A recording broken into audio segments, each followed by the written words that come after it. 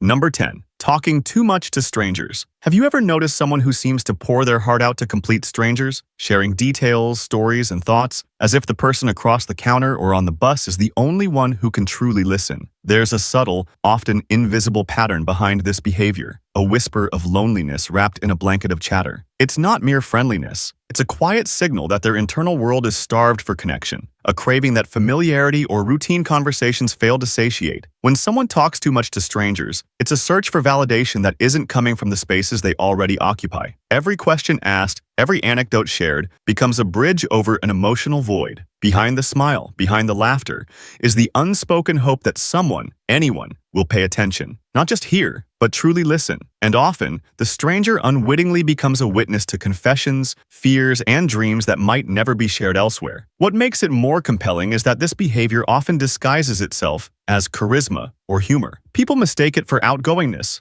but it's often a camouflage for emptiness. They are testing the world, casting lines into unknown waters, hoping someone will respond. It's a paradoxical mix of openness and isolation. The more they speak, the more they long for reciprocity. The more they search, the emptier the silence feels once the encounter ends. At its core, talking too much to strangers is a reflection of a human truth. Loneliness isn't always loud, but it whispers in words we scatter across faces we don't know. And when no one catches those whispers, the void inside feels even larger, more persistent, more quietly desperate. Number 9. Overusing emojis or texting late nights. There's something quietly telling about someone who peppers every message with endless emojis or sends texts deep into the night when the world around them is asleep. On the surface, it might seem playful, casual, or expressive, but beneath that colorful string of faces, hearts, and gestures is often a subtle plea. I wish someone was here. Emojis, in this context, aren't just decoration, they're emotional lifelines. Each laughing face, each sparkling star, each exaggerated smile is a fragment of the connection they crave but cannot fully grasp in real life. Late-night texting adds another layer to this puzzle. Why reach out when most are asleep? It's the hours of quiet that magnify their loneliness. The moments when silence feels deafening and the mind drifts into corners of longing that daytime distractions can't hide. They are seeking warmth, reassurance, and acknowledgement in the digital glow of a screen. And there's a rhythm to it. Repeated messages, persistent notifications, and playful symbols become a dance of presence, a soft echo in a world that might otherwise ignore them. But here's the paradox. These behaviors attract attention, yes, but rarely the depth of understanding they truly need. The emojis bring smiles, the texts bring quick replies, yet the emptiness they carry is never fully dissipated. It's a modern language of yearning, written in tiny icons and pixels, speaking volumes about human fragility. Beneath the vibrant symbols lies a quiet, aching truth. They are speaking to fill the void, sending pieces of themselves into the night, hoping someone, anyone, will catch them before the dawn. Number 8. Watching shows just for background noise. Have you ever caught yourself leaving the TV on, not for the story, not for the drama, but just to hear something, anything, while you sit alone in a quiet room? This seemingly mundane habit often hides a subtle marker of loneliness. People who constantly seek background noise aren't necessarily bored. They are trying to stave off silence, because silence can amplify the echoes of their own isolation. The shows, the movies, the endless streams of dialogue, they serve as companions that never judge, never leave, never demand. Each scene, each line of dialogue becomes a small tether to the world outside their room, a way to feel connected without the vulnerability of real interaction. The flicker of the screen and the rhythm of voices act like a heartbeat they can cling to, a steady pulse that drowns out the creeping emptiness. There's also a paradox here. They're watching, yet not fully present, fully engaged, because the real engagement they crave isn't with the show, it's with another human being. And when the credits roll, when the screen goes dark, the quiet returns, often sharper, colder, more insistent than before. Watching shows for background noise is a camouflage of activity, a ritual of avoidance, and a quiet scream against solitude. It's not the TV they're attached to, it's the fragile illusion of presence, a soft attempt to fill a room that feels far too empty. In this subtle way, the habit whispers a profound truth. Even in a crowd of pixels and voices, loneliness has a way of finding you. Number 7. Oversharing personal problems online. Scrolling through social media, have you ever noticed someone who shares every frustration, heartbreak, or small failure with an almost compulsive frequency? On the surface, it may seem like transparency, vulnerability, or seeking support, but there's often a hidden undercurrent of loneliness beneath these posts. Oversharing personal problems online is rarely just about expression. It's a silent call for recognition. a longing for acknowledgement that feels scarce in real-world interactions. When someone writes their struggles in a post, a story, or even a subtle meme, they are placing fragments of themselves into a vast digital void, hoping that someone will see them, validate them, and respond with empathy. Every comment, every like,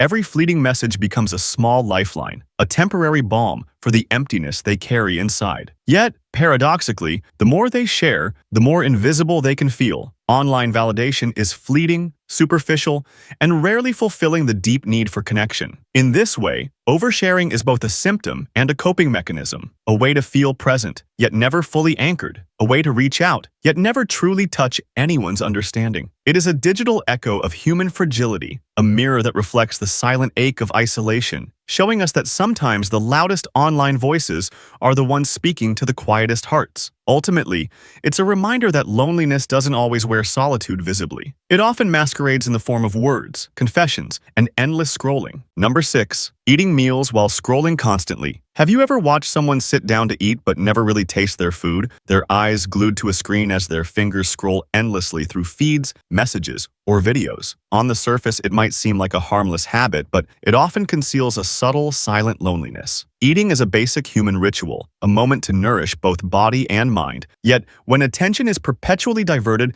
the act loses its grounding. Scrolling while eating becomes a distraction from something deeper. The discomfort of sitting alone with one's thoughts, the quiet realization that no one is sharing this simple moment with them. Each swipe, each notification, each tiny digital stimulus is an attempt to fill a void that the meal cannot reach. There's a paradoxical hunger here. Hunger for sustenance, yes, but also hunger for connection, validation, and the reassurance that someone exists outside the glowing screen. The mind may chatter endlessly, the feed may flicker endlessly, but the emptiness remains, subtle, yet persistent. Over time, this habit conditions the brain to avoid quiet reflection, to mask isolation with constant stimulation, to replace the genuine experience of presence with a curated digital distraction. In the silence of a meal, where most people taste and pause, the lonely heart scrolls, searching for a connection that never fully lands, proving that even the simplest acts of daily life can become mirrors of human solitude. Number 5. Overshopping to fill emotional gaps. There's something quietly revealing about someone who shops excessively, not for necessity or enjoyment,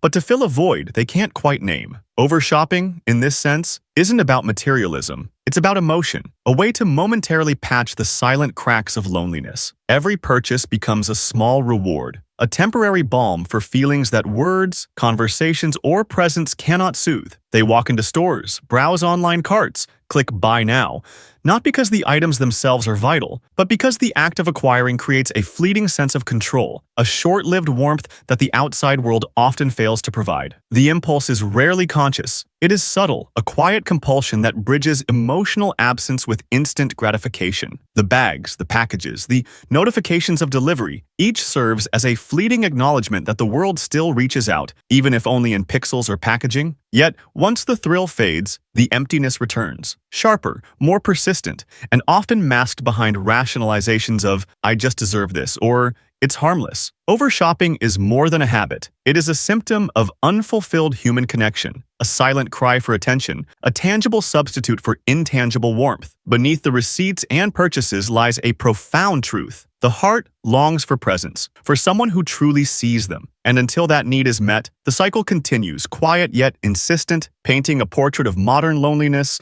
through the lens of consumerism. Number 4. Frequently checking seen or last online. There's an almost invisible tension in someone who repeatedly checks whether a message has been seen or whether a person was online recently. At first glance, it might seem like casual curiosity or simple habit, but beneath it lies a subtle pulse of loneliness and insecurity. Each glance at the screen carries hope, anticipation, and sometimes a sting of disappointment, reflecting an unspoken need for acknowledgement. Why do they watch these timestamps so intently? Because in a world where interactions are fleeting and attention is scarce, knowing that someone is there becomes a tether, however fragile, to the human connection they crave. Every unseen message or delayed reply echoes in the quiet chambers of their mind, magnifying feelings of invisibility, isolation, or even self-doubt. There's a paradox here. The more they check, the more restless and anxious they become, yet they cannot stop. The habit becomes a quiet mirror of their inner world, a constant, low-level vigilance against the fear of being unnoticed. And when finally the reply comes, relief is instant but fleeting, like water on a parched desert. This cycle repeats, an endless loop of longing and temporary satisfaction,